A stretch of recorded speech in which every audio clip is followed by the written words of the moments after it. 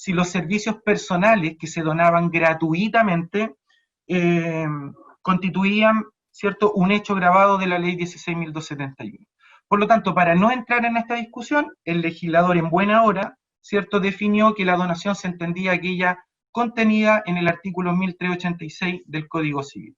Dicho eso, ¿cierto?, entonces tenemos que los servicios personales gratuitos, por ejemplo, no constituyen una donación en virtud del artículo 1396. Otro ejemplo lo tenemos en el artículo 1395 del Código Civil, en relación al mutuo sin intereses, por ejemplo. Ahora, en este punto de particular, no confundir que hay disposiciones particulares que han surgido, ¿cierto?, dentro del último tiempo, y en especial la ley 21.207, que tiene que ver con las donaciones que pueden realizar empresas a MIPYMES, por efecto, ¿cierto?, de lo que ocurrió después del estallido social, donde estas empresas pueden donar.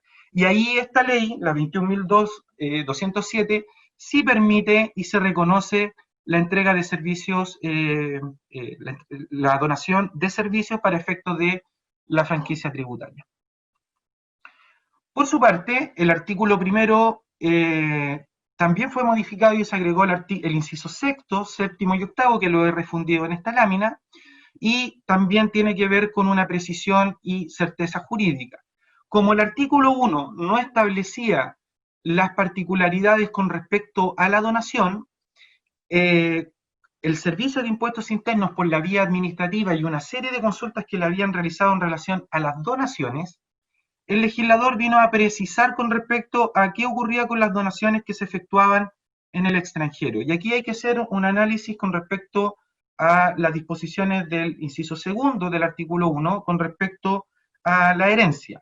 ¿Qué es lo que había dicho acá el Servicio de Impuestos Internos? Que en el caso de la donación efectuada en el extranjero a un domiciliado o residente chileno, si el donante no tenía domicilio o residencia en Chile y la donación efectuada por bienes en el extranjero no provenía de fuentes chilenas, esa donación estaba exenta del impuesto a las donaciones. Y adicionalmente, ¿cierto?, ya lo habíamos mencionado, desde el punto de vista del incremento patrimonial de la renta, el artículo 17, número 9, lo dejaba liberado para efectos del impuesto a la renta, porque el 17, número 9, no hace distinción si la donación o la sucesión por causa de muerte es en territorio chileno o en el extranjero. Entonces, lo que viene a hacer aquí, la incorporación del inciso sexto, séptimo y octavo al artículo 1, es el reconocimiento de ya interpretaciones que había realizado el Servicio de Impuestos Internos. Por lo tanto, acá, la donación efectuada por un donatario sin domicilio o residencia en Chile, efectuada en el extranjero, a un domiciliado residente en Chile, cuyas rentas o cuyos bienes, ¿cierto?, tengan su origen renta de fuente chilena, esa donación, ¿cierto?, para efectos del impuesto a la herencia y donaciones, deberá colacionarse al inventario del domiciliado residente en Chile. Por lo tanto, lo que ocurre acá es que esa donación va a llegar a Chile y por ende, los eventuales impuestos pagados en el extranjero, en este caso Brasil, ¿cierto?, podrán ser considerados como crédito para efectos de imputarlo al impuesto a las donaciones en Chile. El exceso de crédito, es decir, que provenga del impuesto pagado, en este caso en Brasil, no dará derecho a devolución. Otro tema importante y que generaba mucha discusión, como no había definición del artículo de donación en el artículo primero de la ley 16.271, expresamente se deja de manifiesto que el acto o contrato de donación en el extranjero es independiente de las solemnidades o formalidades, ¿cierto?, que se pidan en nuestro país. Y esto, fíjense que tiene mucha importancia porque es concordante con lo dispuesto, ¿cierto?, en el artículo octavo bis, en relación, ¿cierto?, a que no se pueden pedir más formalidades o solemnidades que el propio país de origen le ponga, ¿cierto?, a sus actos. Esto quiere decir que si en Brasil, por ejemplo, no se pide el trámite de insinuación, que es un trámite obligatorio como regla general para efecto de las donaciones, no se podría pedir acá en Chile que se cumpla esas formalidades. O bien, si acá en Chile se requiere un requisito especial de la autorización de un tribunal, si en el país de origen de la donación eso no existe, evidentemente no se puede pedir a ese acto ocurrido en el extranjero que cumpla las mismas disposiciones con respecto a la ley 16.271. Por lo tanto, esta norma es concordante, aquí el legislador fue sabio, ¿cierto?, en concordar las normas del artículo 8 bis y la disposición con respecto a no exigir mayores solemnidades que el propio ordenamiento jurídico chileno o extranjero, ¿cierto?, lo solicite.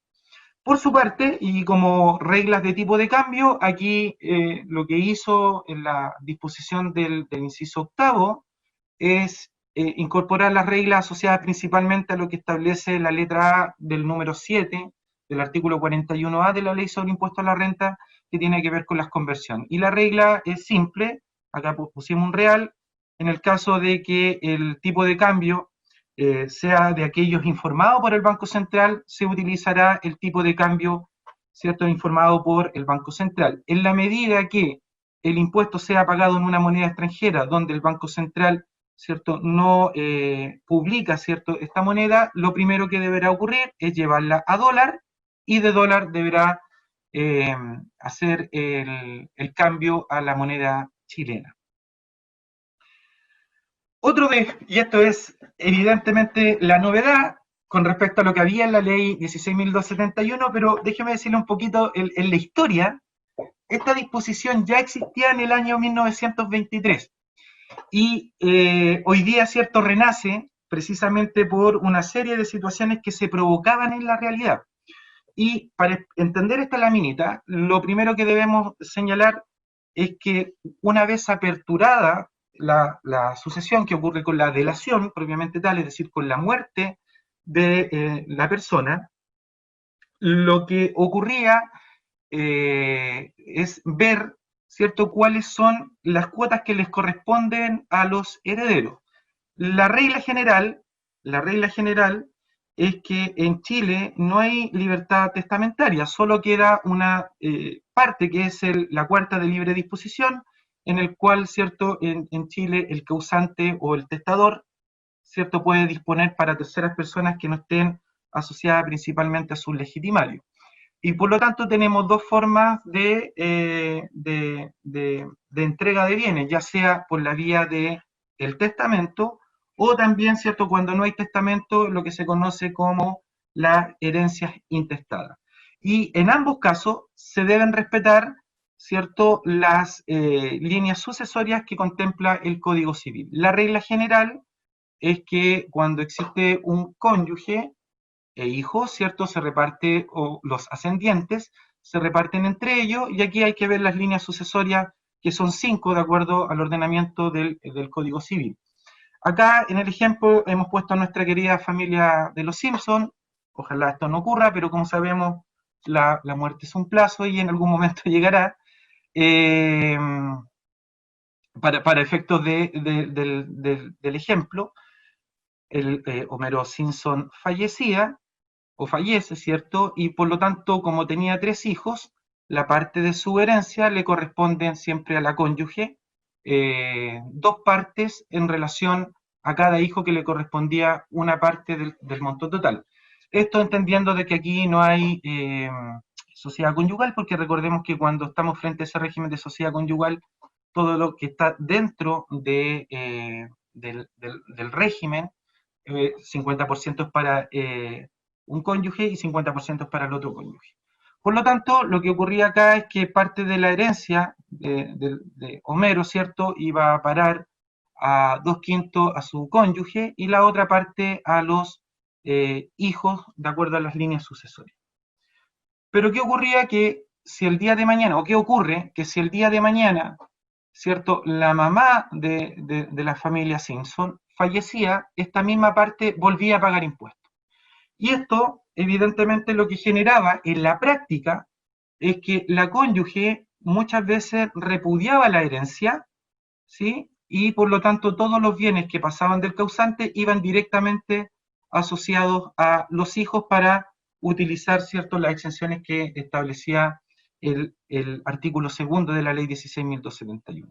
Lo que viene a establecer esta modificación es que dentro del plazo de 5 años, si el cónyuge sobreviviente, ¿cierto?, fallece dentro de ese periodo, la parte que había recibido ese cónyuge sobreviviente, solo y únicamente asociado a los legitimarios del causante 1, en este caso de Homero, ellos tendrán la exención del impuesto por el traspaso de bienes que haga la madre, ¿cierto?, a los legitimarios. Esto quiere decir que si la mamá Simpson posteriormente tiene otro hijo, esa parte de los 2/5 no se beneficia con la disposición que contiene el inciso segundo del artículo 2, porque solamente está mirando a los hijos del primer causante. Por lo tanto, todo lo que exceda de ese monto, ¿cierto?, será a monto afecto al impuesto a la ley de herencia y donaciones.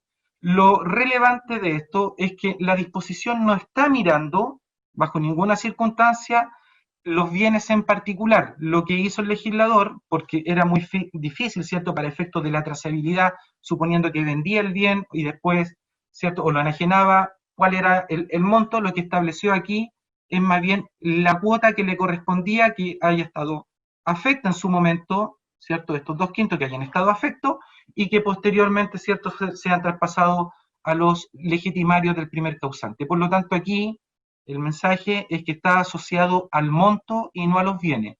Y en virtud de lo cual, ¿cierto?, lo que establece la disposición es que este monto debe ser llevado a UTM para efectos del día de mañana invocar la franquicia establecida en esta disposición.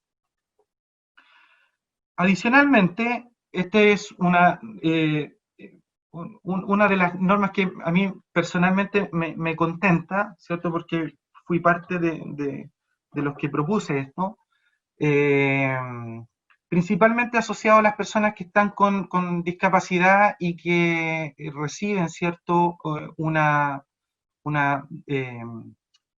herencia, en los cuales establece de que se podrá rebajar del impuesto a la herencia y donaciones un 30% del impuesto que debían pagar estas personas, con un tope de 8.000 unidades de fomento, en la medida que estos asignatarios o donatarios se encuentren inscritos en el Registro Nacional de la Discapacidad. Es decir, hay una franquicia, una liberación de impuestos en relación a las personas que se encuentren en el Registro Nacional de Discapacidad.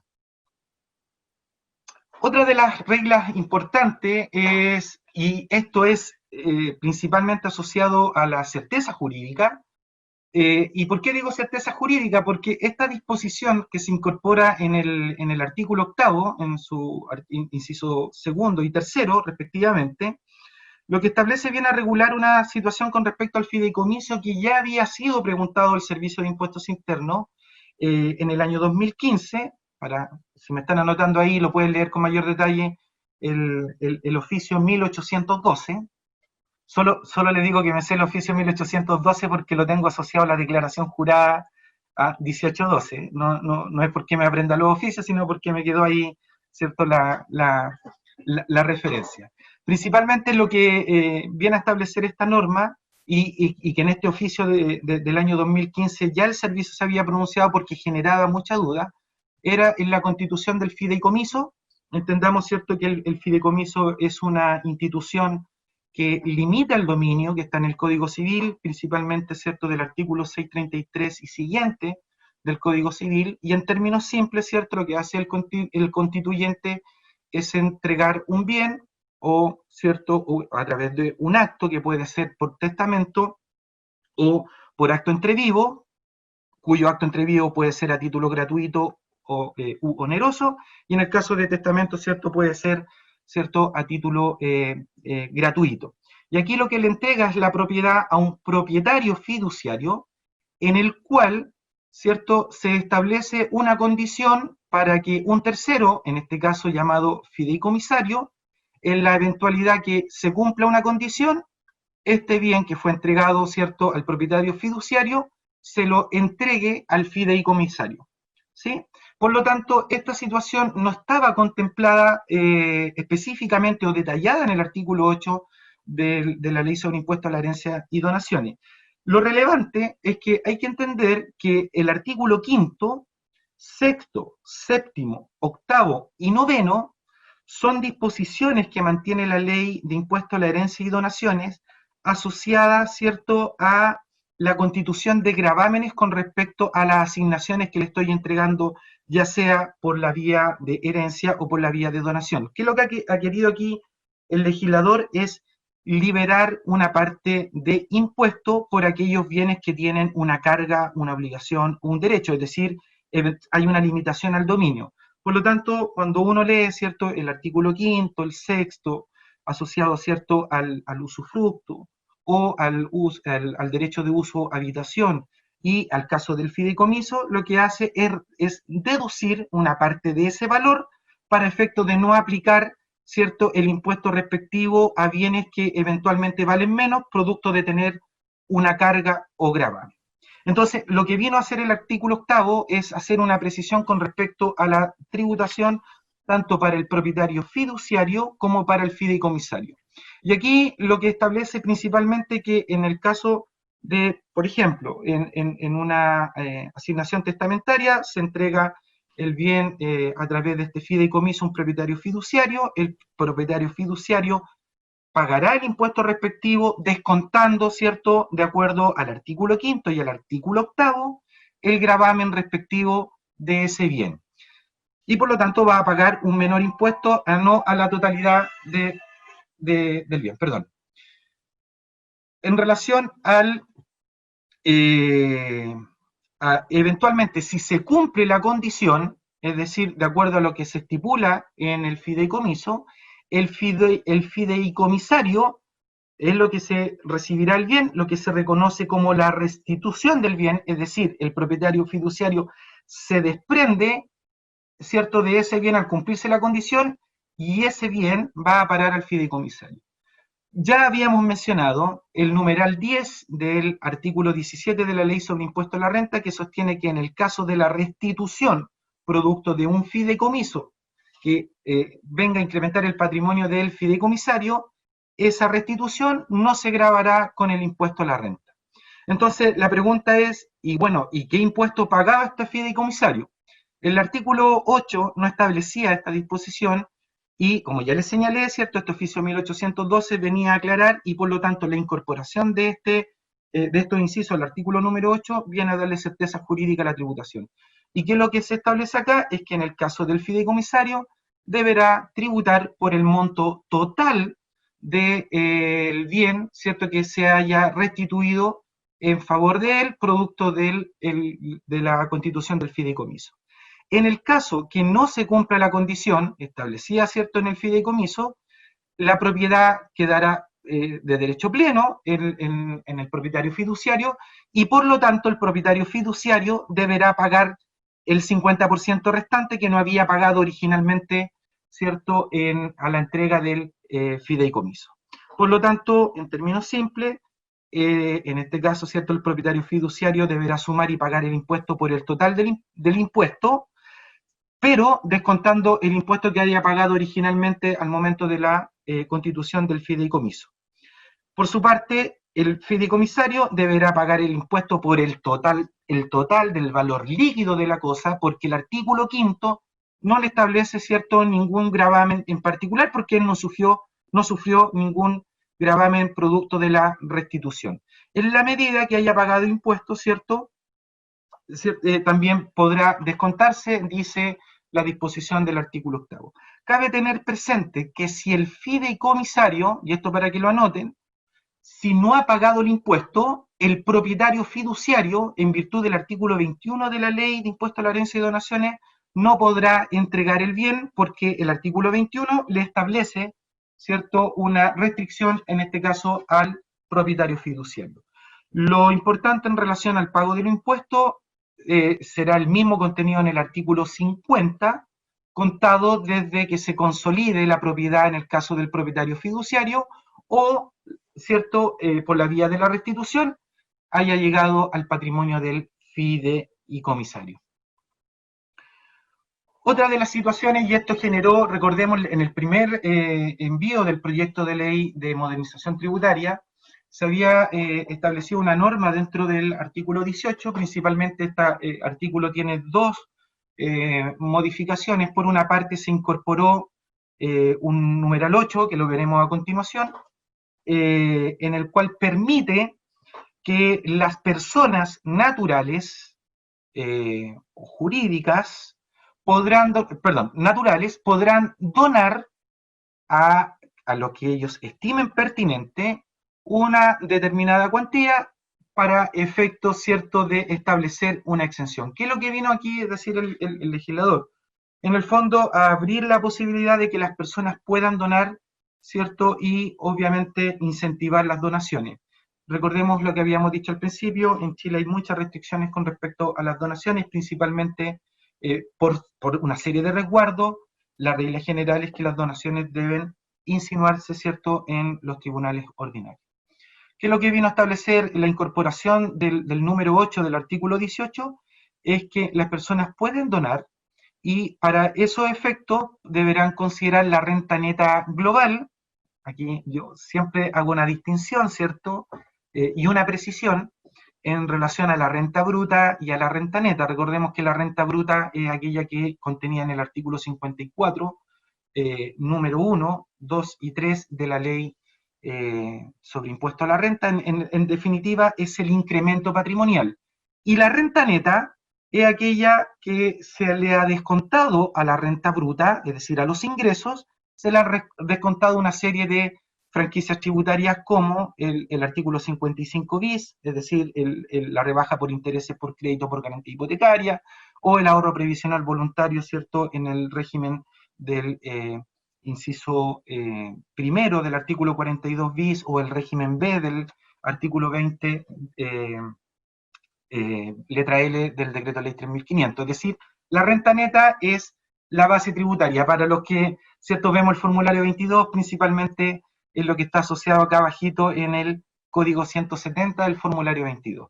Adicionalmente, la ley le permitió a las personas naturales que, no siendo contribuyentes del impuesto global complementario, tengan renta del artículo 42 número 1. Recordemos que los contribuyentes del artículo 42 número 1, si reciben exclusivamente rentas de un solo empleador y, ¿cierto?, para efectos de su declaración de impuestos, no se encuentran dentro de aquellos contribuyentes obligados de acuerdo al artículo 65 para efectuar una declaración anual de impuestos. Por lo tanto, los contribuyentes del impuesto global complementario y los contribuyentes que reciban renta del 42 número 1, es decir, trabajadores dependientes, podrán donar, y adicionalmente el legislador ha establecido que podrán sumar a esa base el ingreso no renta obtenido durante el año anterior a la donación. Una vez conformada la base, el 20% de eso será una donación exenta del impuesto a las donaciones, pero tiene un tope de 250 UTM. Por lo tanto, en el ejemplo, ¿cierto?, Homero le entrega una donación, ¿cierto?, a su amigo Uraños, en el cual ese 20% de lo donado tendrá una liberación del impuesto a la donación en el caso particular. Sin perjuicio de ello, la ley estableció una restricción con respecto a los hijos o legitimarios, en el cual establece de que operará la exención, efectivamente, con el tope de las 250 UTM, sin perjuicio de que hay que recordar que tenemos una norma en el artículo 23 del impuesto a la ley de herencia, que las donaciones que se hagan a una misma persona con respecto a un donante a una misma persona deberán sumarse para efecto de ver la progresividad del impuesto.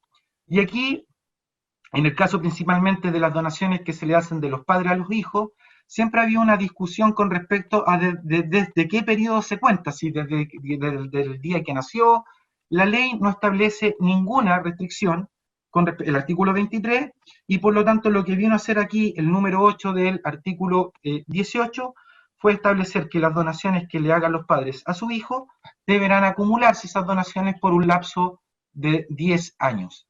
Adicionalmente, ¿cierto?, en este caso el donatario, el hijo VAT, deberá informar al Servicio de Impuestos Internos hasta 2 meses después del 31 de diciembre del año que recibió dicha donación, es decir, hasta el 28 de febrero del año siguiente.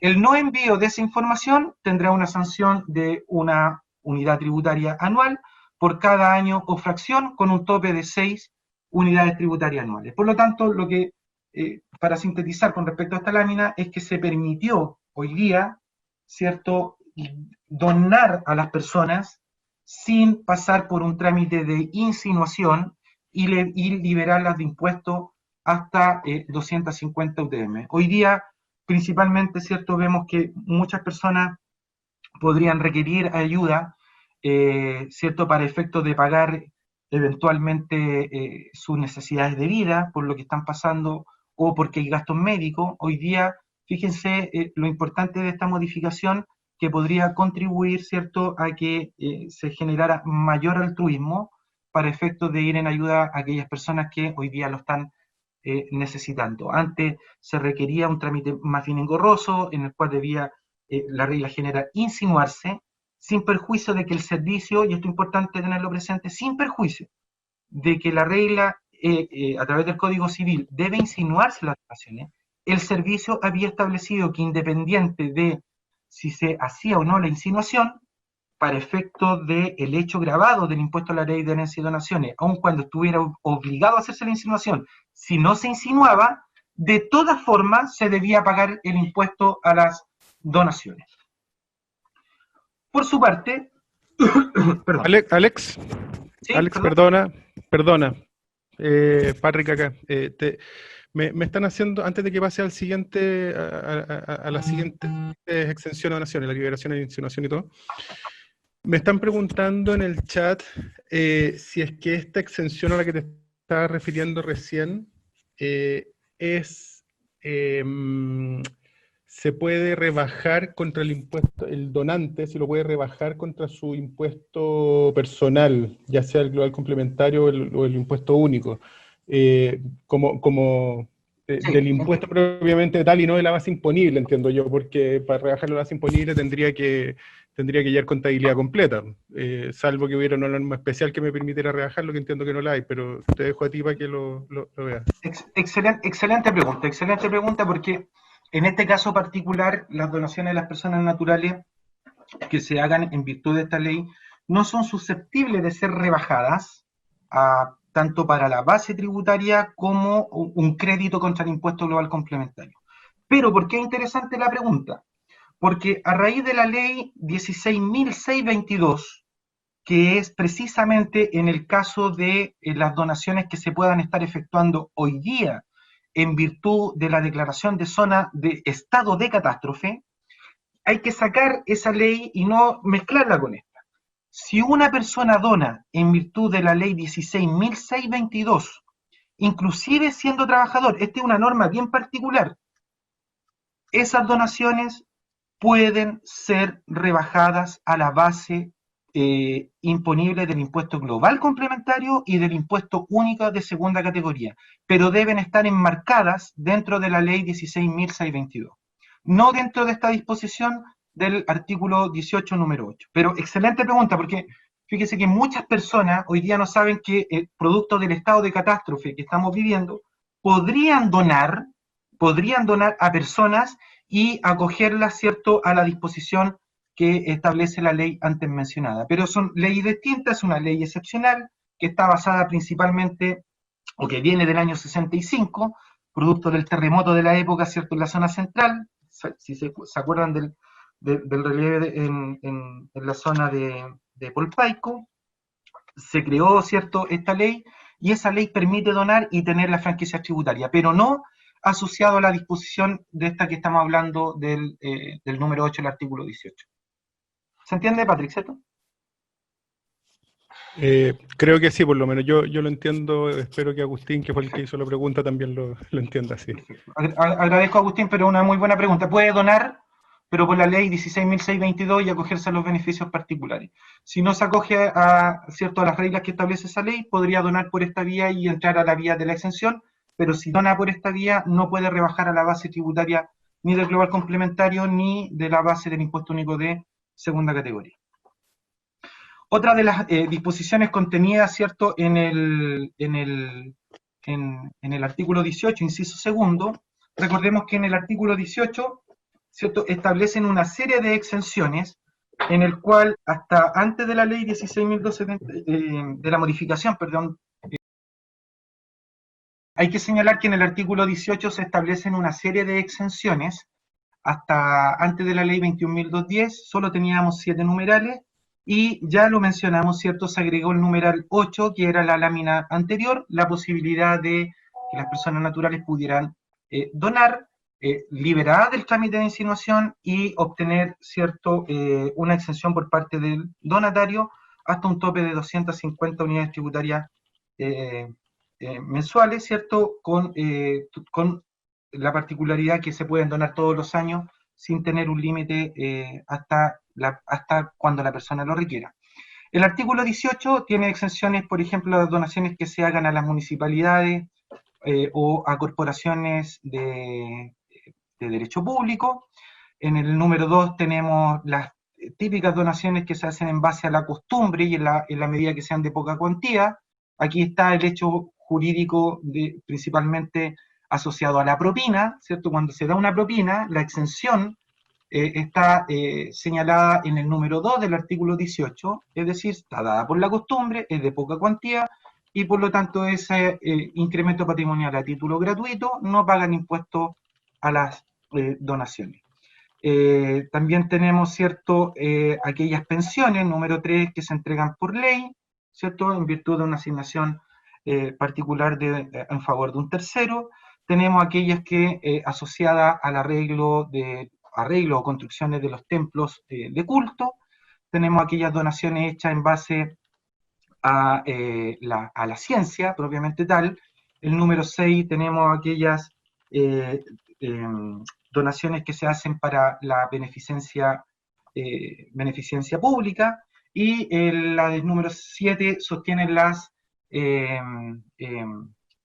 disposiciones testamentarias en virtud de la ley de donaciones culturales, donde también se protege, ¿cierto?, de la exención. ¿Qué es lo que vino a decir la modificación del inciso segundo? Todas aquellas que están tiqueadas, es decir, con este visto bueno, este link, si no hay disposición en contrario, todas esas donaciones se liberarán del trámite de la insinuación. Es decir, ¿cierto?, aquí el legislador, lo mismo que lo anterior, permitió, ¿cierto?, la libertad de las personas para poder donar y obviamente agilizar el trámite sin pasar por un proceso judicial en los tribunales civiles. Por su parte, y esto aquí hay que tenerlo presente, no es que se haya incorporado una exención en relación a las donaciones que realicen las sociedades anónimas, sino que lo único que vino a decir aquí el legislador es que las donaciones que realicen las sociedades anónimas, siempre que sean acordadas por la junta de accionistas, se liberarán del trámite de la insinuación. Yo sé que esto aquí ha generado algún ruido, lo hemos comentado, porque principalmente las sociedades anónimas quienes determinaban la política de donaciones era el directorio. Eso evidentemente era una decisión de la sociedad anónima en particular. Lo que vino a hacer aquí la ley y el legislador, en el fondo, establecer de que si las donaciones que entregara una sociedad anónima eran definidas o acordadas por la Junta de Accionistas, eso libera del trámite de la insinuación. Dicha norma no opera en la medida que esas donaciones, ¿cierto?, no estén destinadas a empresas o entidades relacionadas en los términos que señala el numeral 17 del artículo 8, el nuevo artículo 8 del Código Tributario. En nada hace la ley en esta incorporación con respecto al tratamiento tributario de esa donación que deba soportar la sociedad anónima. Por lo tanto, ahí la sociedad anónima, el mensaje es analizar la pertinencia del gasto o, en su defecto, la aplicación del artículo 21 de la ley sobre impuesto a la renta. Dentro de las reglas o entrega de información, el artículo 29 de la ley de impuesto a la herencia establece que en el caso de las inscripciones en el conservador de bienes raíces, el conservador deberá enviar, ¿cierto?, esta información de manera electrónica al servicio de impuestos, al servicio de impuestos internos. Esto ya el servicio lo ha venido trabajando, ¿cierto? En relación principalmente principalmente en el envío de información. Esta disposición entra a regir al contar del mes de junio, les dio la posibilidad, ¿cierto?, a que se pudieran adecuar las herramientas tecnológicas para el envío de esta información. Lo que establece aquí es que el conservador, dentro de los primeros 5 días hábiles de cada mes, deberá enviar al servicio una nómina de las inscripciones de las posiciones efectivas, ¿cierto?, que se hayan realizado. Aquí lo que vino a decir el legislador es que esta entrega de información se va a hacer por la vía, ¿cierto?, de medio electrónico. Por su parte, también incorporó e hizo una modificación y precisión al artículo 38 de la Ley de Impuestos a la Herencia y Donaciones, en el cual hay que recordar que acá tienen una obligación legal los arrendadores de cajas de seguridad, principalmente, ¿cierto?, lo que es la industria bancaria.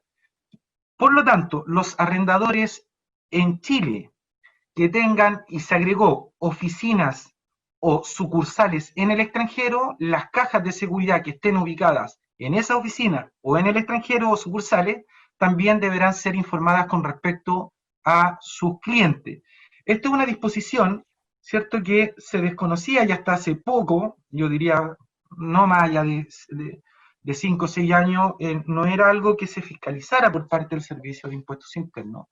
Lo que establecía la ley acá es que estas nóminas debían enviarse por cualquier medio y debía efectuarse entre 2 veces al año. Era una información de carácter semestral. Lo que vino a señalar acá el legislador es que hoy día es una información de carácter anual y deberá enviarse por los medios informáticos que el servicio establezca mediante una resolución. Aquí en nada se está vulnerando, ¿cierto?, las disposiciones del artículo 154 de la Ley General de Banco, porque no estamos frente a el secreto bancario con respecto a la información que está dentro de las cajas. Lo que pide la norma es la identificación del RUT, el nombre y el apellido, la razón social del arrendatario. ¿Para qué? ¿Cierto? Para que los propios herederos, o en su defecto el organismo fiscalizador, pueda en el fondo verificar los bienes que están disponibles dentro de las cajas de seguridad. Recordemos que hay una serie de regulación con respecto a la no violación de estas cajas de seguridad. Los arrendadores deben tomar una serie de medidas para el resguardo de los bienes contenidos dentro de las cajas de seguridad. La ley establece una presunción de que dentro de lo que está en una caja de seguridad, quien es el propietario es el arrendatario, salvo prueba en contrario. Por lo tanto, aquí, en resumen, la disposición particular es que se agregó, ¿cierto?, aquellas oficinas o sucursales de, en este caso puede ser de banco o arrendatarios de cajas de seguridad, que tengan en el extranjero y cuya información debe ser enviada de manera electrónica. Yo diría que de lo novedoso y dentro de los principios que habíamos establecido, ¿cierto?, en las láminas originarias de esta presentación, tenían que ver con un principio o un fundamento que es el giro inmediato, principalmente basado en lo que es el principio de la autodeterminación y autodeclaración de los impuestos. Hasta antes de la modificación del artículo 46 bis y 50 de la Ley de Impuestos, Herencia y Donaciones, ¿cierto?, la comunidad hereditaria presentaba su formulario respectivo, ¿cierto?, el 4423, para efectos de la declaración y pago. La fecha de la presentación, hay que recordar que el artículo 50 establece de que el impuesto debe pagarse dentro del plazo de 2 años de diferida la herencia, en este caso, ¿cierto?, desde la fecha de la muerte, es el plazo que tiene la comunidad hereditaria para efecto de declarar el impuesto a la herencia respectivo. ¿Qué es lo que ocurría en la práctica? Que se presentaba la declaración de impuesto ante el Servicio de Impuestos Internos y en determinados casos el servicio no giraba de inmediato el impuesto porque dentro de los bienes considerados dentro del acervo hereditario habían bienes que venían valorizados de acuerdo a las disposiciones del 46 bis. Esto es principalmente aquellos bienes que no tienen una valoración o valorización específica en el artículo 46. La ley señala que deben ser valorizados al valor corriente en plaza. Esa disposición contenía que si habían bienes valorizados de acuerdo al 46 bis, es decir, bajo el valor corriente en plaza, el servicio tenía 60 días para efecto de citar esos bienes y determinar, ¿cierto?, si las valorizaciones eran las correctas. Por lo tanto, aquí se provocaba una especie de cuello de botella, porque en el fondo, ¿cierto?, se verificaba primero la pertinencia del monto y por lo tanto no se giraba el impuesto. ¿Qué es lo que vino a decir hoy día tanto el artículo 46 bis como el artículo 50? Que una vez presentado el formulario, el servicio deberá efectuar sin trámite previo el giro respectivo o el giro de impuesto respectivo. Es decir, en el momento de la presentación, en virtud del principio de la autodeterminación, de la autodeclaración, establece entonces que el Servicio de Impuestos Internos tiene la obligación legal de emitir el giro respectivo. Esto sin perjuicio de las facultades de fiscalización, ¿cierto?, que tiene el servicio dentro de los plazos de prescripción contenido en el artículo 200, ¿cierto?, 3 años regla general o 6 años, ¿cierto?, la regla extraordinaria. La precisión que viene a hacer el artículo 46 bis es que los 60 días los saca del artículo 46 bis y lo lleva al artículo 50 para ser armónico, ¿cierto?, la norma con respecto a el pago respectivo. En este caso, el servicio, cuando ocurra una valorización de acuerdo al artículo 46 bis, es decir, valorizaciones asociadas al valor corriente en plaza, tendrá 60 días, no ha cambiado la disposición en el tiempo. Aquí yo sé que mis ex colegas del servicio sienten que el plazo es poco. La verdad es que desde el punto de vista de la fiscalización es bien poquito el plazo de 60 días. Estamos hablando de que aquí se requiere un estudio de la valorización y por lo tanto obviamente los plazos son muy acotados. Pero por otra parte uno podría establecer que el legislador, ¿cierto?, ha querido que el Estado sea, ¿cierto?, no burocrático y por lo tanto agilizar el proceso. Están las dos caras de la moneda con respecto a los 60 días que están dentro de la disposición actual del artículo 50. Por lo tanto, aquí lo que deberá hacer el servicio siempre es hacer la tasación en los términos del artículo 63 del Código Tributario, es decir, deberá emplazar con respecto a eventuales diferencias con respecto a la valorización del artículo 46 bis y por lo tanto podrá, ¿cierto?, citar, liquidar y girar los impuestos respectivos. Otra de las novedades, y esto era, ¿cierto?, lo que muchas personas han solicitado, empresas familiares que se veían, ¿cierto?, afectados porque no tenían la liquidez para pagar el impuesto, principalmente algunos sostenían que tenían que pagar, enajenar sus propiedades para pagar el impuesto. La verdad de las cosas que yo en mi historial dentro del servicio vi muy pocos casos de este tipo. Yo creo que es más bien, ¿cierto?, más bien una discusión que se ha generado, pero que en la práctica no ocurre mucho, porque obviamente hay complicaciones con respecto a la liquidez. Sin perjuicio de ello, ¿cierto?, generalmente, o la historia dice, los estudios, que no había tanta enajenación con respecto a estas empresas. Sin perjuicio de ello, el legislador aquí estableció una posibilidad de postergar el impuesto, como ya lo había señalado, ¿cierto? La regla general en el impuesto a la herencia son 2 años para pagar el impuesto dentro de 2 años contados desde la delación, es decir, desde la fecha del fallecimiento del causante. Aprovecho de señalar también que aquellas donaciones que se efectúan con trámite de insinuación, el impuesto debe estar pagado antes, ¿cierto?, de la resolución del tribunal. Vamos a ver también ahí una modificación que hubo con respecto a la actuación del servicio. Y en el caso de las donaciones que no se insinúen, deberán pagarse dentro del mes siguiente al contrato de donación. Volviendo al pago del impuesto a la herencia, ¿cierto?, la fecha de la delación, ¿cierto?, aquí en el caso 1, el plazo para pagar son 2 años para la declaración y pago, y aquí el legislador estableció en el inciso segundo del artículo 50 la posibilidad de que los herederos puedan solicitar, ¿cierto?, el diferimiento del pago. Ese diferimiento del pago debe hacerse dentro del plazo contenido en el artículo 50, es decir, dentro de los 2 años. Por lo tanto, si lo hace fuera de plazo, no podrá diferir, ¿cierto?, el pago del impuesto respectivo. ¿Qué es lo que dice la ley? Que podrá pagar hasta 3 cuotas anuales. La primera de ellas se computará hasta el 31 de diciembre dentro del plazo contenido, ¿cierto? Después de los 2 años, es decir, si esto era septiembre del 2015, septiembre del 2020, podrá pagar hasta el 31 de diciembre la primera cuota con respecto al diferimiento.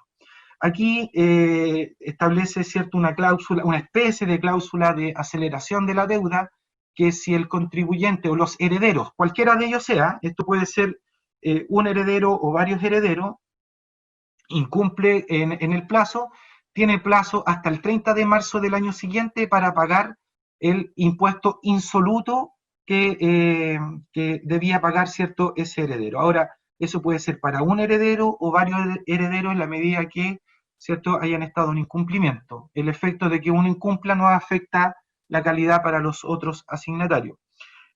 Por lo tanto, aquí habrá un giro en el año 1, un giro en el año 2 y un giro, ¿cierto?, en el año 3. Dice 4 aquí comparado con los 2 años de la fecha de la delación. Lo importante es que se va a aplicar reajustes e intereses, y aquí hay una particularidad que es importante que el servicio lo deba precisar. Siempre el impuesto se generó en base a las UTM. Siempre que yo determinaba el impuesto era en base a la UTM a la fecha de la apertura de la sucesión o a la fecha de la delación. Por lo tanto, la reajustabilidad estaba dada en función de la UTM. Es decir, si hoy día yo tenía 105 UTM al momento del cálculo del impuesto, con la UTM a la fecha de la delación, el reajuste estaba dado por la propia UTM una vez que yo pagara con la UTM, ¿cierto?, del mes respectivo del pago. Pero aquí el legislador estableció, ¿cierto?, que debía aplicarse el reajuste del artículo 53, inciso 1, es decir, por la variación del IPC. Por lo tanto, aquí va a tener que hacer una precisión el servicio, ¿cierto?, que si el pago o la determinación del pago es dejar el monto en peso y en base a esa deuda reajustarla, ¿cierto?, hasta la fecha de la primera cuota, la segunda cuota y la tercera cuota. Adicionalmente se aplicarán los intereses respectivos y no puede solicitar la condonación de los intereses con respecto, ¿cierto?, a la facultad o a la posibilidad o el derecho que tienen los contribuyentes de pedir, ¿cierto?, esta condonación, y que se encuentra dicho proceso, ¿cierto?, en la circular respectiva del Servicio de Impuestos Internos. Otras medidas incorporadas, vamos a ir avanzando un poquito por la hora, también es una precisión y certeza jurídica, tiene que ver con la responsabilidad en el pago en la cesión del derecho real de herencia, de acuerdo al artículo 50. Hay que recordar que el derecho real de herencia es un bien mueble y por lo tanto es susceptible de ser, ¿cierto?, enajenado, y por lo tanto ese derecho, ¿cierto?, tendrá efectos tributarios en la medida de las consideraciones que establece el artículo 17, número 8, en la medida que exista un mayor valor producto de la enajenación del derecho real de herencia. Pero el efecto con respecto al cesionario es que también será responsable del pago del impuesto a la ley de herencia por la declaración, ¿cierto?, de que debió hacer el cedente propiamente tal de su impuesto en relación a lo que debía pagar en virtud del artículo 50. Por lo tanto, aquí el legislador lo que hace es precisar algo que ya había dicho el Servicio de Impuestos Internos producto de interpretaciones administrativas. El cesionario también será responsable del impuesto respectivo. Ya lo habíamos mencionado, este trámite expedito, en virtud del artículo 52, se establece el giro inmediato cuando estamos frente a la donación. Yo ya le había mencionado que hasta antes de esta norma se presentaba el escrito sobre la autorización judicial y el impuesto debía estar pagado antes ¿cierto?, de la autorización judicial para que el tribunal así lo declarase. En este caso, lo que viene a ser la incorporación al artículo 52 y la precisión es que una vez presentado el escrito sobre autorización judicial de una donación que debe insinuarse, el donatario podrá presentar su declaración de impuesto, en cuyo caso procederá el giro de inmediato por parte del Servicio de Impuestos Internos. Por lo tanto, aquí, ¿cierto?, hay un avance, también hay una desburocratizar un poco el proceso, porque muchas veces estaba a la espera del acto de la autorización judicial y obviamente, ¿cierto?, se quedaba en intertanto el pago del impuesto. Adicionalmente, estableció, y para ser preciso, ¿cierto?, aquí hay unos estudios bien interesantes también que se los recomiendo conjuntamente con estudios que ha hecho el profesor Francisco Safi. Hay un estudio del profesor Eduardo Irribarra que lo hizo para la Universidad de Chile, donde establece también trámites de donaciones, y ahí, ¿cierto?, se señala con respecto a la solicitud de devolución de impuestos, se cuestionaba si correspondía una vez efectuado el acto jurídico de la donación, independiente de que no se haya materializado. Por lo tanto, aquí lo que vino a hacer el legislador es dar la certeza que en caso que haya pagado el impuesto el donatario y el juez no haya autorizado o la resolución autorizada no se haya materializado, el donatario tendrá el derecho de solicitar la devolución de impuestos respectiva mediante, ¿cierto?, el conocido procedimiento que establece el artículo 126 del Código Tributario, y por lo tanto, desde el punto de vista administrativo, deberá llenar, ¿cierto?, su formulario 2117, que dicho sea de paso, hoy día se puede tramitar también de manera electrónica en la página web del Servicio de Impuestos Internos. Otra de las medidas incorporadas tiene que ver, como ya le había adelantado también, la automatización electrónica.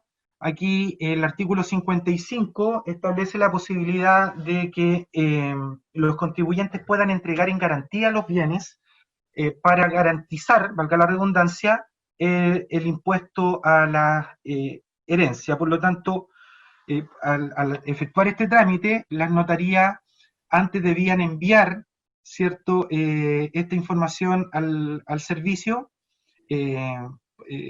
No estaba definido cómo, y por lo tanto hoy día lo que establece el artículo 55, y el servicio lo va a tener que dictar mediante resolución, dice la ley, deberán entregar esa información dentro del plazo de 5 días. Esta información con respecto a las garantías, actualmente el servicio no la tenía, y por lo tanto aquí hay una búsqueda de información por parte del ente fiscalizador.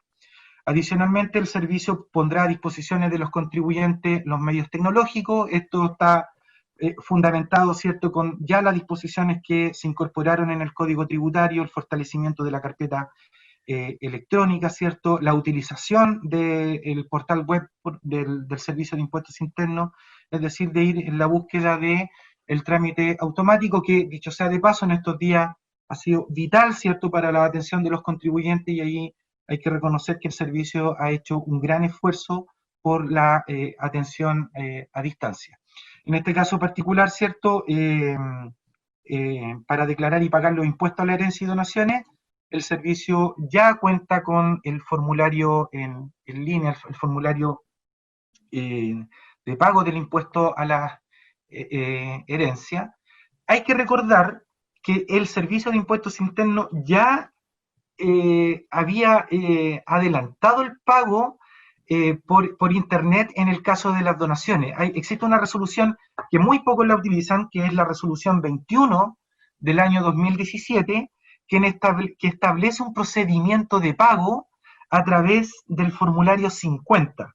Ahí en el código 77, el donatario puede poner la base, y en el código 125 del formulario 50, los contribuyentes pueden pagar el impuesto a las donaciones de manera electrónica a través del formulario 50. Por lo tanto, esto ya el servicio, ¿cierto?, lo había implementado en el año 2017. Por lo tanto, existe ahí una posibilidad de pagarlo de manera electrónica, de manera inmediata, de manera expedita, a través de esta disposición que está en la resolución 21 del 2017. Porque muchas veces, ¿cierto?, los contribuyentes lo que iban era al servicio, a las oficinas del Servicio de Impuestos Internos para que el fiscalizador, ¿cierto?, le hiciera el giro 21 para el pago del impuesto respectivo. Pero, como ya les señalaba, una buena noticia: a contar del año 2017 ya existe la posibilidad de pagarlo en el formulario 50, repito, en el código 77 la base imponible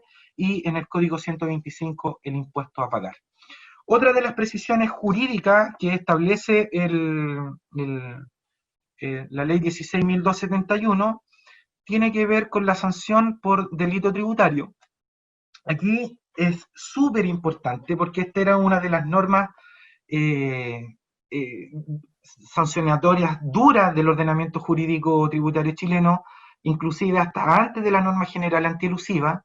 Aquí se establece el artículo 64, una responsabilidad para, no solo para el contribuyente, sino para todos aquellos terceros que hayan intervenido en, en definir esquemas u estructuras que hayan imposibilitado el pago de impuesto contenido en esta ley. Aquí esta norma establece, ¿cierto?, las sanciones eventualmente para contadores, abogados o cualquier profesional, ¿cierto?, que haya participado eventualmente en estructuras para no pagar el impuesto a la ley de herencia y donaciones. Esta es una norma dura dentro del ordenamiento jurídico tributario, inclusive, ¿cierto?, inclusive mucho más fuerte que la norma general antielusiva, ¿cierto?, contenida en el Código Tributario propiamente tal. ¿Cuál es la precisión que se hizo en el artículo 64, inciso primero? Es que la ley sancionaba y remitía al artículo 97, número 4. Y por lo tanto, ¿cierto?, el artículo 97, número 4, sabemos que tiene distintas sanciones.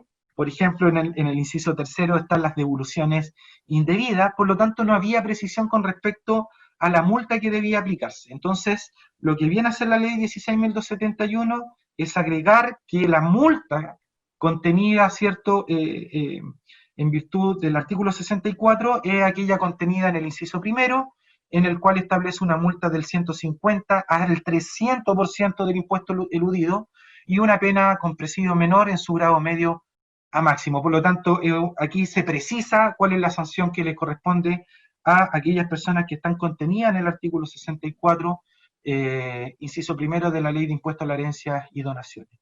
También otra precisión: el artículo 64, inciso tercero, eliminó la palabra investigaciones. Esto debido a que en materia penal, recordemos que la facultad o el derecho constitucional con respecto a las investigaciones cuando revisten el carácter de delito, corresponde, ¿cierto?, al Ministerio Público y no a otra entidad. Por lo tanto, aquí lo que se hace es una precisión, ¿cierto?, con respecto a la utilización de la palabra investigaciones, y por lo tanto se agrega el concepto de recopilación de antecedentes, que recordemos, ¿cierto?, se encuentra regulado en la circular 8 del año 2010 del Servicio de Impuestos Internos, para efectos de el proceso de recopilación de antecedentes que efectúan las distintas instancias administrativas por parte del servicio.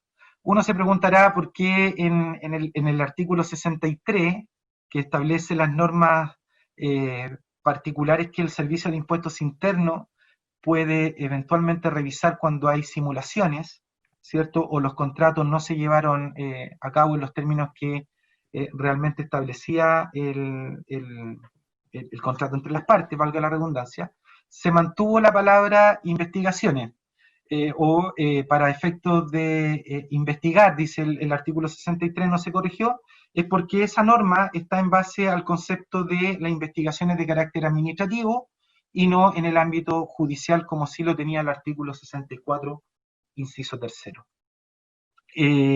Para ir terminando con respecto al impuesto a la ley de herencia, aquí hay un cuadrito. Yo me imagino, y no tengo ningún problema, que estas láminas queden a disposición de los oyentes, Patrick, Carlota. Así que solo para que lo tengan ahí presente, las únicas particularidades que tanto el artículo 29 y 38 y el artículo 60, inciso primero, que si ustedes se fijan en las láminas anteriores, tiene que ver con disponibilizar los medios electrónicos. Su vigencia es a contar del 1 de junio del año 2020. En cambio, todas las otras disposiciones contenidas en las 9 restantes modificaciones a la ley 16.271 entró en vigencia el 1 de marzo del año 2020. Otras normas relacionadas con la modificación al impuesto a la ley de herencia y donaciones, en términos generales, se eliminó el inciso segundo del artículo 18 del decreto con fuerza de ley número 2 del año 59, en el cual establecía que las viviendas económicas o las cuotas de dominio sobre ellas que se adquirieran por personas naturales por sucesión, por causa de muerte, no se considerarán para el límite máximo establecido en el artículo 1 del decreto con fuerza de ley. Esta disposición se eliminó, es a contar del 1 de marzo del 2020, y esto quiere decir que lo siguiente, en el artículo 1 del DFL2 del año 59, que en términos generales, cierto, lo conocemos, establece las particularidades de las viviendas económicas, en el cual establece los requisitos que no sean 140, por regla general, 140 metros cuadrados construidos.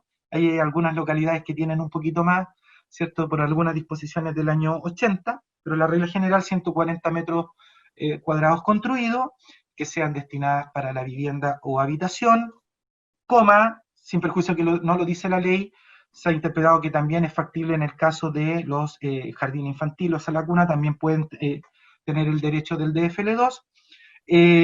La ley contenía, ¿cierto?, una serie de prerrogativas o franquicias tributarias con respecto a estas viviendas económicas, por ejemplo, que los rendimientos productos de la explotación de estos bienes, es decir, el arriendo, estaban liberados del impuesto a la renta. Adicionalmente había una serie, por un tiempo determinado, una disminución de las contribuciones, y adicionalmente, ¿cierto?, estas propiedades tenían la particularidad que tampoco formaban parte de la masa afecta, es decir, estaban exentas del impuesto a la herencia y donaciones, y no establecía un límite.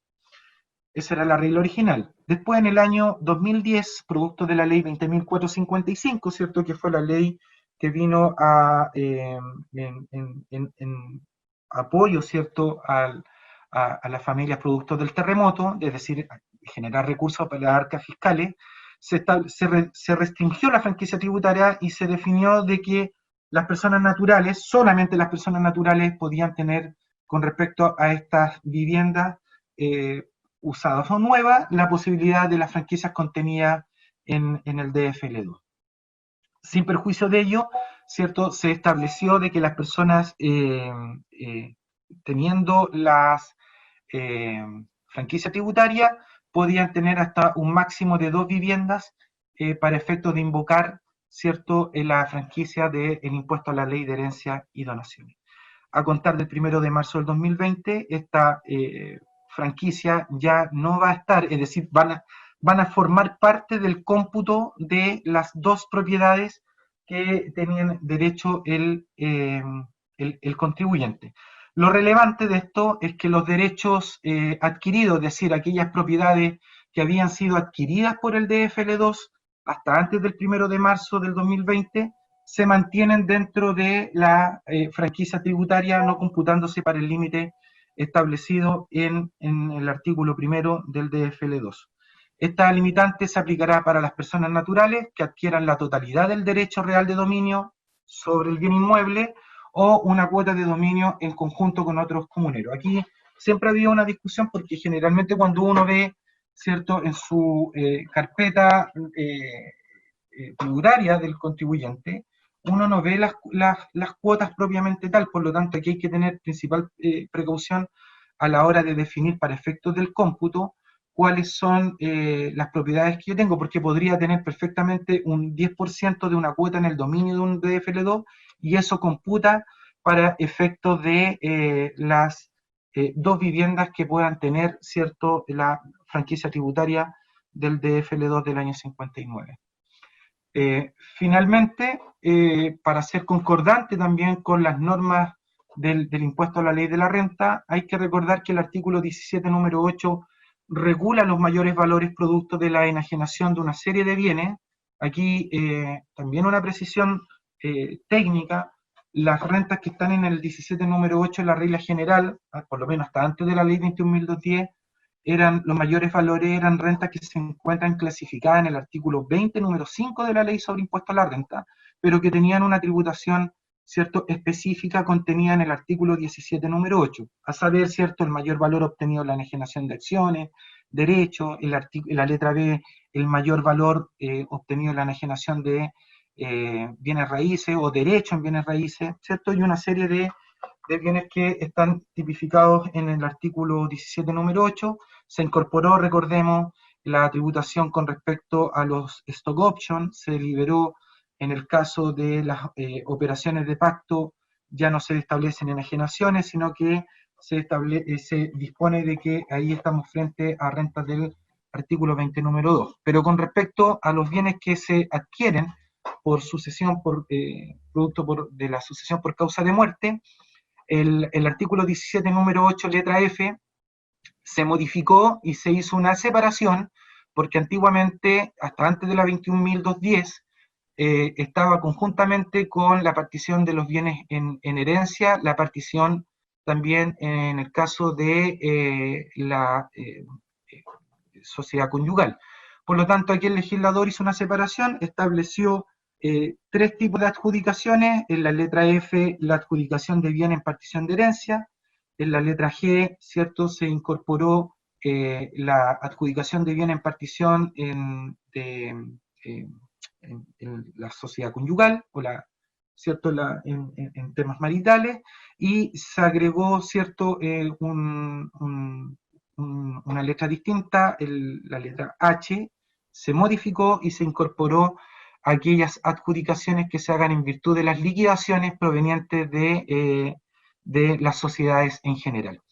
A saber, entonces, el mayor valor producto de la adjudicación de bien en partición de herencia a favor de uno más herederos del causante, uno más herederos de esto, o en el caso de los cesionarios de ellos, se hizo una precisión: pueden ser personas naturales o no. También se hizo ahí una precisión a la norma, porque antes solo señalaba, ¿cierto?, personas, y por lo tanto aquí obviamente pueden haber personas jurídicas. Lo relevante de esto, siempre tener presente, distinguidos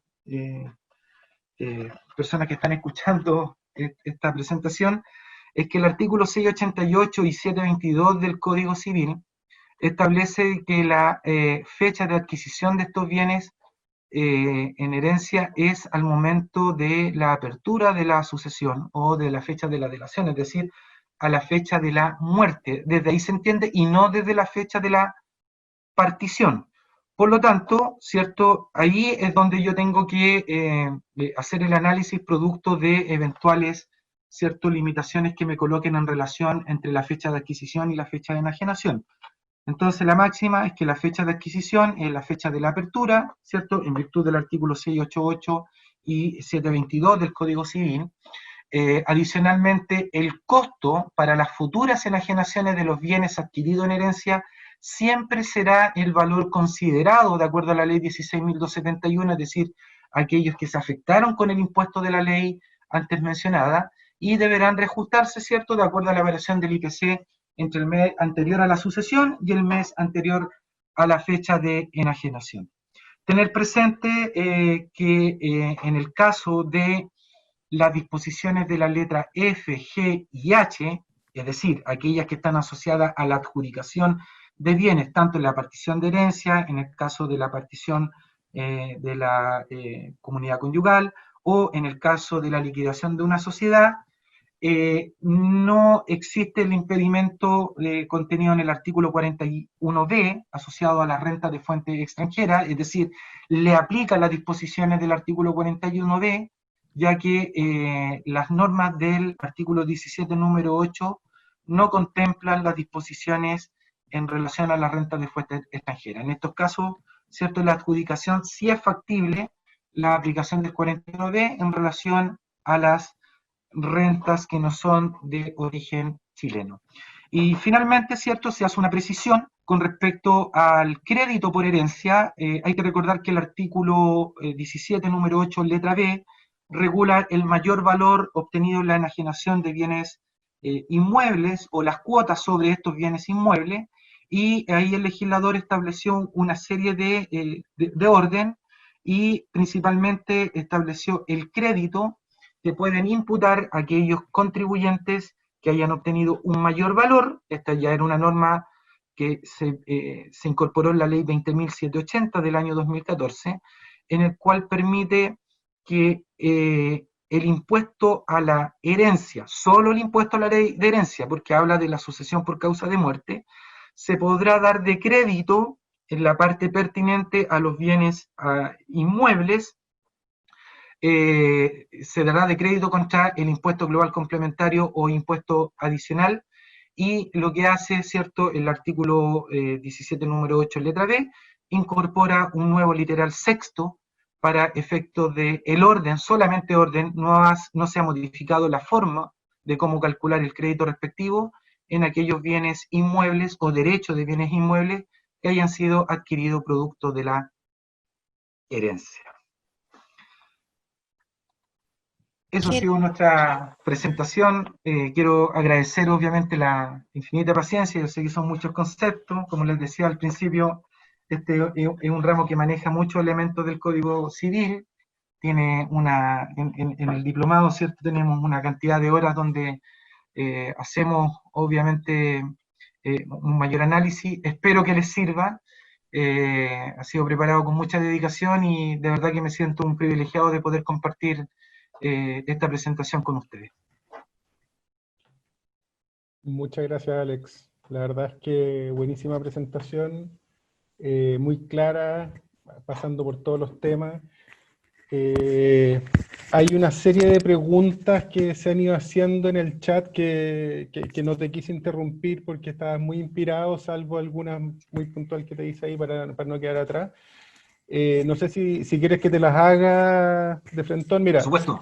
Hay varias preguntas que dicen relación con el tema de las vigencias, principalmente por el beneficio de esta exención por los 5 años siguientes que beneficia a los herederos del cónyuge o conviviente que había sobrevivido, respecto a los legitimarios que habían heredado respecto al primer cónyuge o conviviente que fallece.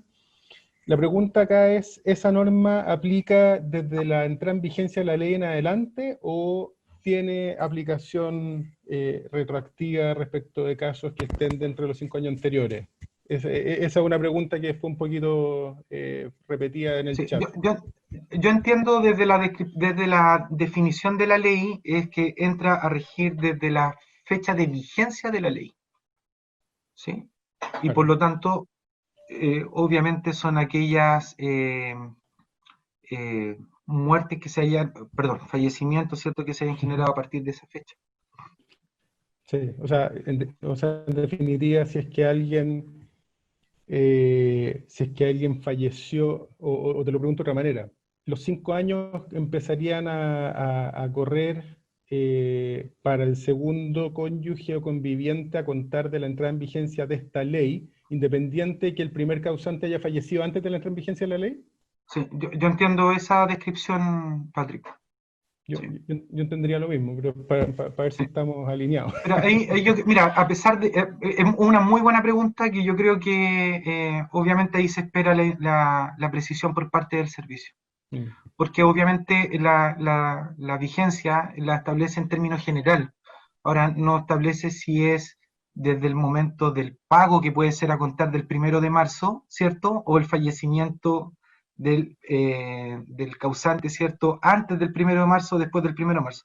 Yo Claro. creo que ahí va a tener que existir una precisión por parte del Servicio de Impuestos Internos.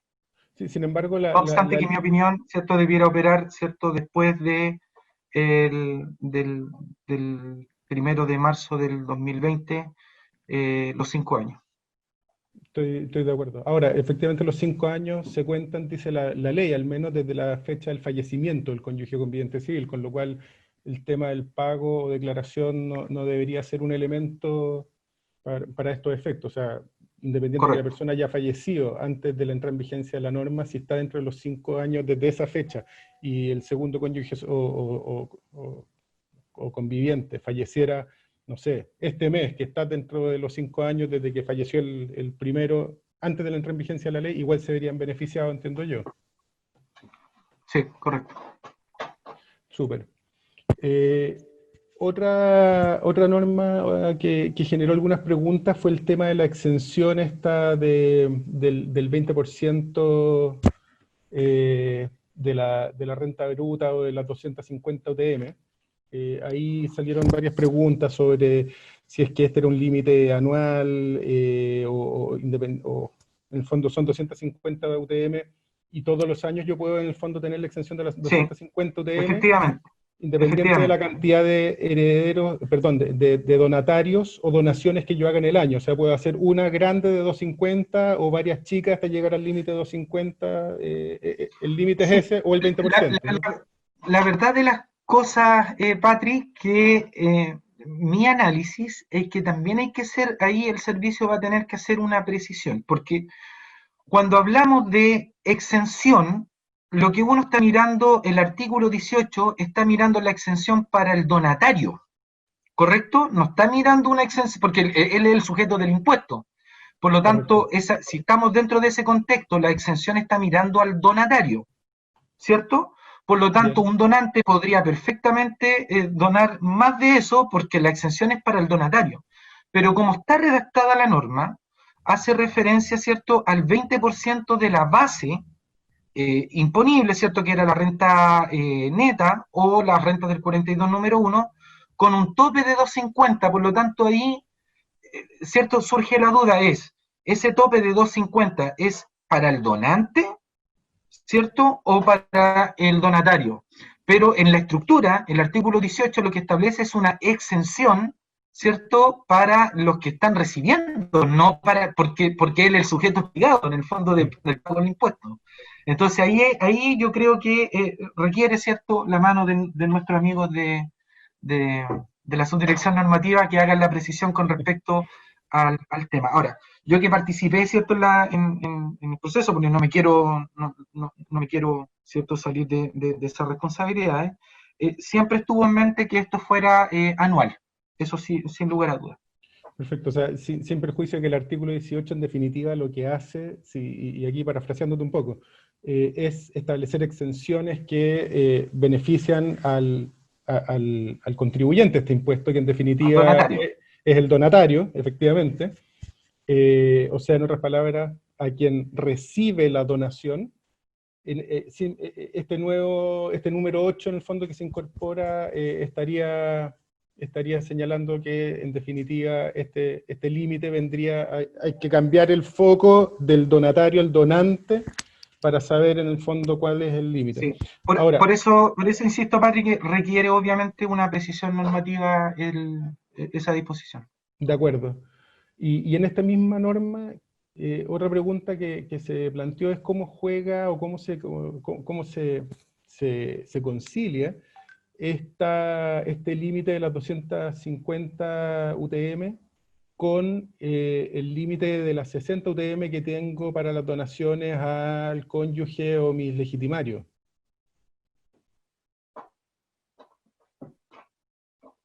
Claro, efectivamente hay requiere también una precisión al respecto, porque muy buena pregunta porque lo que en definitiva establece las donaciones es que tengo una exención, ¿cierto?, del artículo segundo para entrar recién a la base. Entonces la pregunta es, tengo esas 60 en el bolsillo, ¿cierto? Y lo que tenga posterior a ese monto es la exención de las 250 UTM.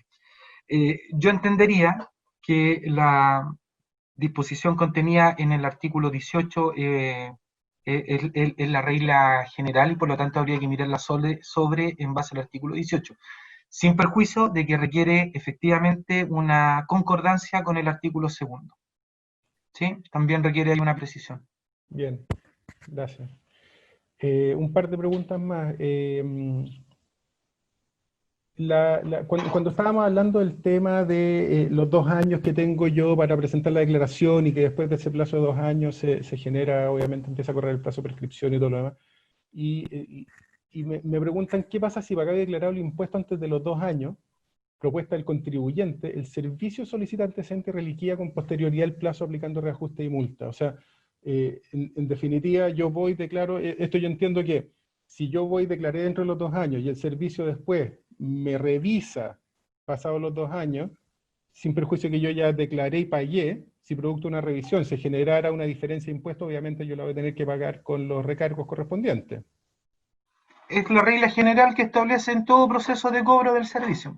Claro, lo que pasa es que generalmente si yo declaré dentro de los 2 años, y no estamos No, hablando lo que aquí no de tendrás multa, es la multa, claro, yo no ¿cierto? estoy, Que es la regla general como cualquier cobro de impuestos de declaración, ¿cierto? De que si yo presenté dentro de los 2 años, evidentemente, posteriormente, yo no te voy a aplicar una multa, o el servicio no te va, estoy hablando como si fuera impuesto, el servicio no va a aplicar la multa propiamente tal, pero sí el reajuste, porque recordemos que la disposición del 97.2 es la diferencia entre la fecha de la obligación legal y la fecha del pago, por lo tanto, aplicará los dispuestos en el artículo 53, inciso primero, y con respecto a los reajustes, y el artículo 53, inciso tercero, con respecto a los intereses.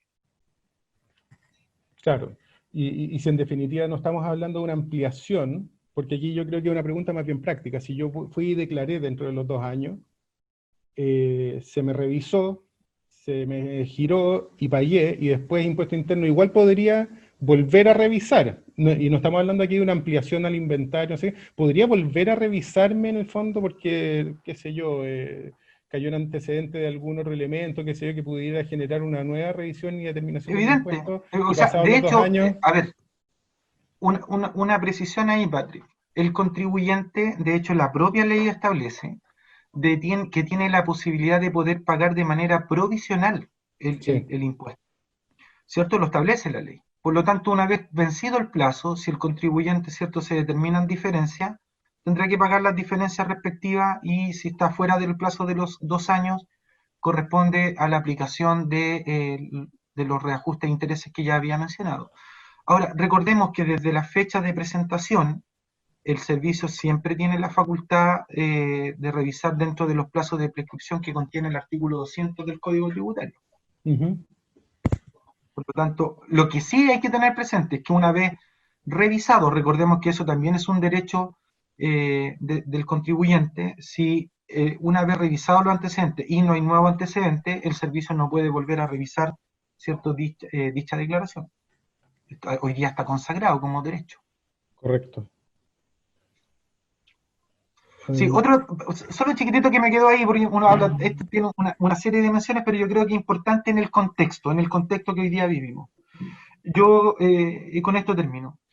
Aquí hay una posibilidad, obviamente, de generar mayor altruismo, ¿sí? Con respecto a las donaciones.